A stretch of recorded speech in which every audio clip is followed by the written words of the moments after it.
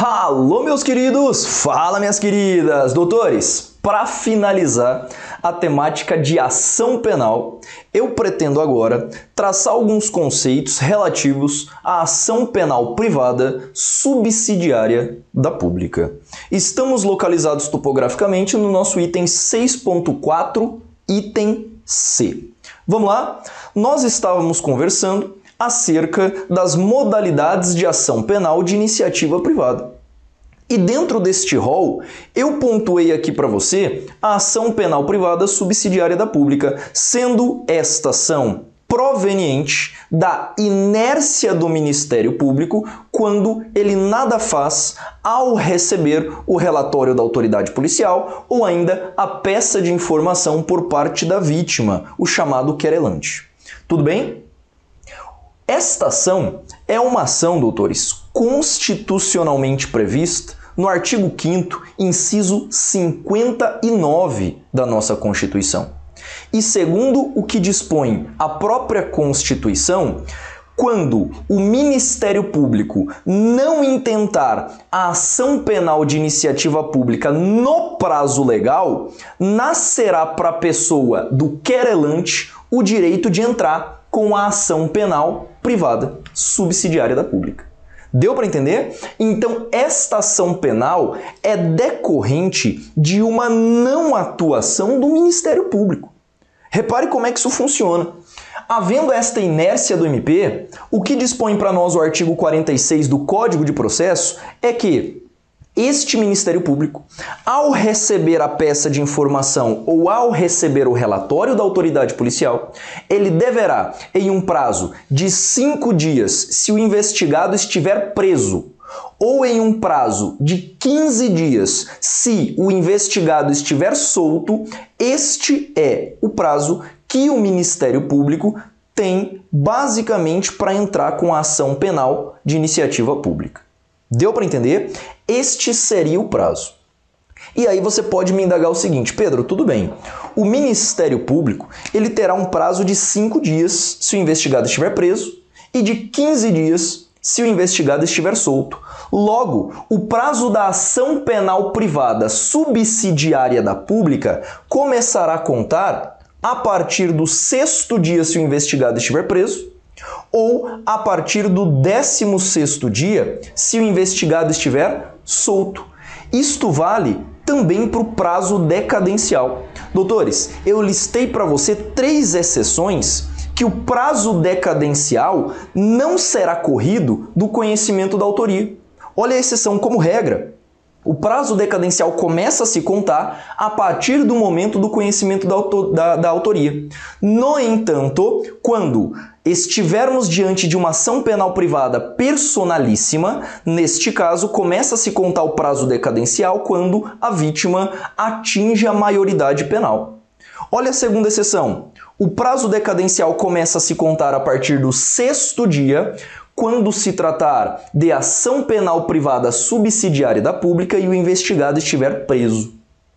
E por fim, a terceira exceção, o prazo decadencial correrá a partir do 16º dia, quando se tratar de ação penal privada subsidiária da pública, quando o investigado estiver solto. Ok? Estas 3 exceções é importante demais que você leve para a prova, sem falar, claro, dos respectivos prazos que o Ministério Público tem para, de fato, se manifestar a respeito do feito. E, doutores, permita-me trabalhar algumas disposições aqui. Quando eu digo inércia do MP, isto significa que o MP se mostrou omisso. Caso o Ministério Público se manifeste pelo arquivamento, olha que coisa, neste caso ele não foi omisso, portanto não é cabível a ação penal privada subsidiária da pública. O mesmo vale se o Ministério Público, por exemplo, ofertou o acordo de não persecução penal. Se o MP ofertou, nesta situação em específica, ele não foi omisso. Ok? Então não é somente em relação à denúncia, é quando o MP nada faz mesmo. Cuidado, as bancas exploram muito esse aspecto da matéria e você tem que ficar ligado naturalmente. Qual seria a petição que deflagrará a ação penal privada subsidiária da pública. Ora, também é uma queixa-crime, só que esta queixa-crime ela é peculiar. Olha que coisa, a queixa-crime que será colocada em substituição à denúncia, até porque o crime originário é um crime de ação penal pública, veja agora, ela é chamada de queixa-crime substitutiva. Deu para entender? E aí, meus amigos, eu trouxe uma observação que é importante demais. Repare que se a atuação originária é do Ministério Público, a natureza da ação penal de determinado crime é também de ação pública. Percebeu? A ação originária, ela é pública. O que acontece é que a nossa lei permite que o particular gerencie o andamento desta ação, mas ela permanece tendo natureza pública. Por isso que a esta ação não é cabível perempção, não é cabível perdão também. Percebeu? Perempção e perdão não se aplicam à ação penal privada subsidiária da pública no que tange à extinção da punibilidade. Pedro, por quê? Ora, a ação originária ela é de natureza pública e, sendo de natureza pública, não se mostra cabível o princípio da disponibilidade. Ok? Esta seria a ideia. E aí, eu preciso trabalhar com você, basicamente, o tramitar desta ação. Olha que aspecto interessante. Segundo o que dispõe o nosso Código de Processo Penal, lá no artigo 29, olha que ponto interessante. Segundo o que dispõe o nosso Código de Processo, no artigo 29, será admitida nos crimes de ação pública, olha só, nos crimes de ação pública, será admitida a ação penal privada subsidiária da pública, se esta não for intentada no prazo legal. Só que isto é muito bem explicado a partir de uma sequência de ações. O crime aconteceu aqui, doutor. O crime aconteceu aqui. Este crime é um crime de ação penal pública. Passou o prazo de atuação do Ministério Público e ele nada fez. Concorrente a isso, você já viu comigo o prazo, 6 dias se o investigado estiver preso ou 16º dia se ele estiver solto, nascerá para a vítima, olha só, a possibilidade dela intentar uma queixa-crime substitutiva, o que deflagra a ação penal privada subsidiária da pública. Só que, doutores, repare que esta ação é uma ação paralela. Se ela é uma ação paralela, repare que o detentor legítimo titular da ação permanece sendo quem? O Ministério Público. E aí, segundo o artigo 29 do nosso Código de Processo, este Ministério Público ele pode fazer o seguinte: ele vai funcionar como um agente fiscalizador da ação penal privada subsidiária, podendo, por exemplo, aditar a queixa-crime. Olha que coisa! O Ministério Público pode aditar a queixa-crime. Se esta queixa-crime for muito fraquinha, o Ministério Público poderá repudiar. Olha que coisa! O Ministério Público poderá repudiar a queixa-crime substitutiva e oferecer no lugar dela a denúncia substitutiva. Deu para entender? Além disso, segundo o que dispõe também o artigo 29, o Ministério Público, ao longo da ação, também poderá propor meios de provas. Nesta ação, também é o Ministério Público, meus amigos, a ele cabível interpor recursos. Olha que coisa! E, por fim, em última análise, se este particular se mostrar desidioso na condução, ele está sendo relaxado na condução da ação penal privada subsidiária, neste caso, o Ministério Público pode retomar a ação como parte principal. O Ministério Público, portanto, pode retomar esta ação como sendo a parte principal. Esse esquema, senhores, ele ajuda muito você a compreender qual é a relação que existe entre o MP e o querelante nesta hipótese. O Ministério Público, como ele perdeu o prazo legal, o autor principal da ação passa a ser o querelante. Olha que coisa. E este querelante, em tese, vai gerenciar todo o processo. Só que o Ministério Público, como ele é o titular originário, inclusive constitucionalmente assegurado, ele vai funcionar, olha a terminologia agora, como assistente litisconsorcial. Pedro, o que isso significa? Ora, significa que o Ministério Público poderá atuar na ação penal privada. Esta nomenclatura despenca em prova. Portanto, você vai afirmar que o Ministério Público, neste caso, atuará como assistente litisconsorcial. Litis vem de lide, vem de conflito, e consorcial significa que ele vai atuar em conjunto. Então ele atua em conjunto na lide. As bancas adoram afirmar que no processo penal não existe assistência litisconsorcial, e você vai dizer naturalmente que essa afirmativa está errada. Na ação penal privada subsidiária da pública, como ela é concorrente à ação principal, o Ministério Público pode sim atuar ao longo desta ação. E eu vou além, hein? O Ministério Público, meus amigos, cabe a ele fiscalizar a correta aplicação da lei. Por isso que até mesmo na ação penal privada personalíssima ou exclusiva, pode também o Ministério Público muitas vezes ser ouvido a respeito de determinadas temáticas. Então, mais um aspecto interessante é você afirmar: o Ministério Público, apesar dele não ser o titular da ação penal privada, por exemplo, exclusiva ou personalíssima, ele também poderá funcionar como custos legis. Ele funciona como fiscal da correta aplicação da lei para ver se o processo está tramitando de maneira correta.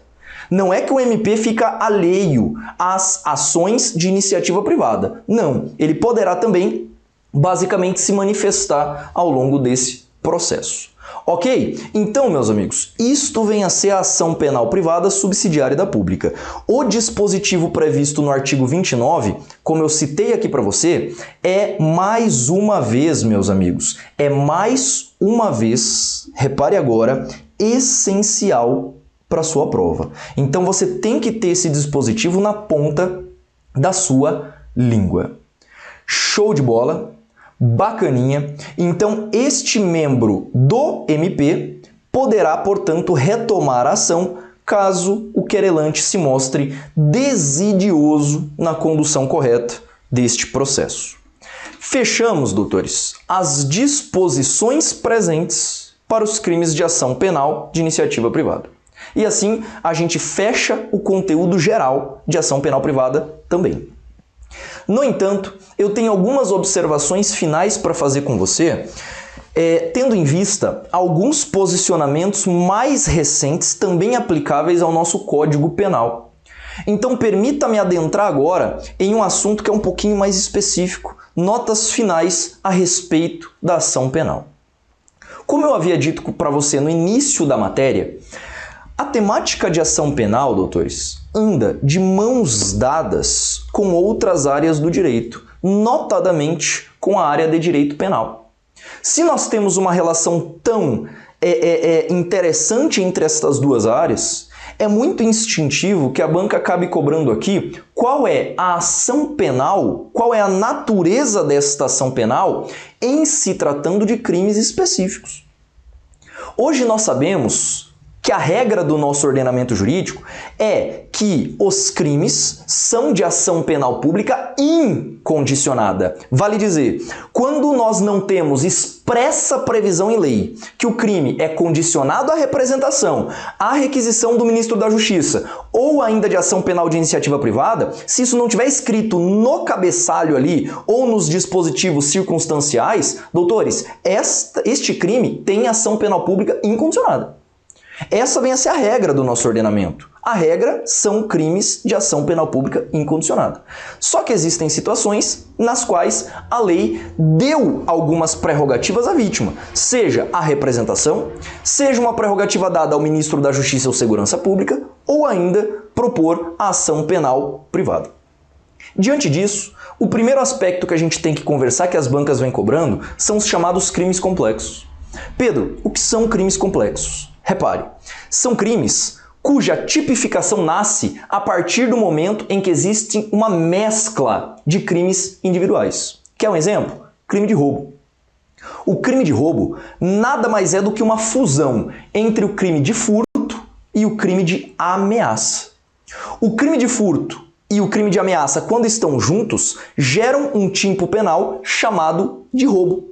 Ora, o crime de furto é um crime de ação penal pública incondicionada. E o crime de ameaça é um crime de ação penal pública condicionada à representação.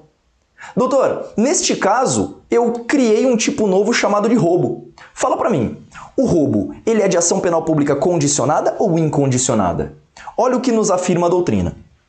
Em havendo crimes complexos, prevalecerá o caráter incondicionado da ação. Por isso que o crime de roubo é um crime de ação penal pública incondicionada. Tudo bem? Então esta vem a ser a primeira ideia que nós temos a respeito das notas finais. Vamos avançar.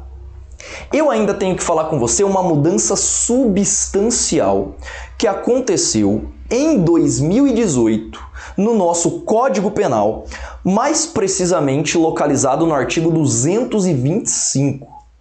O artigo 225 do Código Penal propõe que nos crimes contra a dignidade sexual, a ação passasse a deixar de ser condicionada à representação e, a partir de 2018, passou a ser de ação penal pública incondicionada. Portanto, doutores, crime de estupro, por exemplo, que antigamente era condicionado à representação, hoje, para sua prova, são crimes de ação penal pública incondicionada. Olha que coisa. Hoje os crimes contra a dignidade sexual, portanto, nós sabemos que são crimes de ação penal pública incondicionada, por expressa previsão que nós acabamos encontrando no artigo 225 do nosso Código Penal. Você poderia até me perguntar, Pedro, mas por quê? Por que houve essa alteração legislativa mudando o caráter da ação nos crimes contra a dignidade sexual? Doutores, antigamente, a lei previa o seguinte: vítima de crime contra a dignidade sexual, a você, como existe um escândalo muito grande na exposição processual, a lei legitimava a vítima a entrar ou não com esse direito. Ou seja, a lei admitia que a vítima decidisse entrar ou não, decidisse se expor ou não ao processo. Agora não. Agora a lei falou o seguinte, olha, está sendo muito absurdo. Às vezes acontece 1, 2, 3 estupros seguidos na mesma vítima. E ela ainda assim não quer representar porque ela não quer se expor. Isso passa o absurdo. Logo, diante desse contexto, esta alteração foi substancial e eu quero que você leve justamente isso para sua prova. Tranquilo? Vamos avançar. Crimes contra a honra do funcionário público.